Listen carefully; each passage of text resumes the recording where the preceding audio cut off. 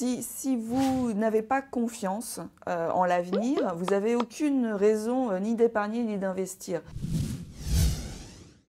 En économie, quand on parle de confiance, on associe tout de suite ça au comportement des agents économiques.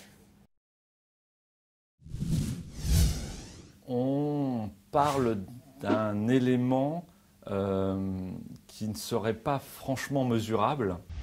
On essaye de trouver dans ces indices de confiance une idée de ce qui va se passer derrière, ce qui nécessiterait d'épargner aujourd'hui pour couvrir un besoin de revenus dans le futur.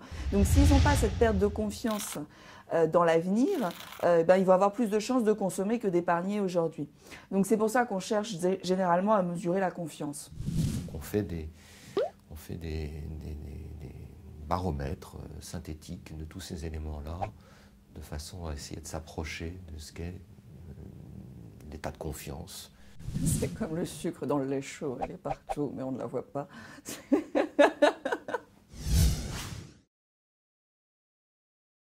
Un économiste conjoncturiste, donc qui s'occupe vraiment, qui veut savoir le plus rapidement possible ce qui va se passer dans les tout prochains mois, non, on a besoin.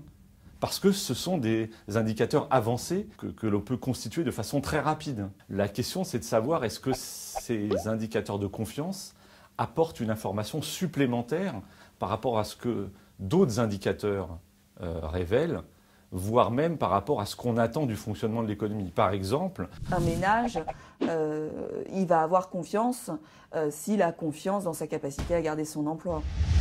Quelque part, il suffit de regarder l'évolution du chômage dans un pays pour avoir la même information que l'on a dans un indicateur de confiance chez les consommateurs. Non, la confiance n'est pas une notion économique. C'est pas pour ça que c'est pas important. Mais c'est pas une notion économique parce que c'est un fourre-tout. C'est pas en tant que tel un concept économique. À nouveau, le vrai concept en économie, c'est ce qui forme les anticipations. Je pense que la grosse difficulté, c'est qu'on n'arrive pas à la définir précisément. BNP Paribas, la banque et l'assurance d'un monde qui change.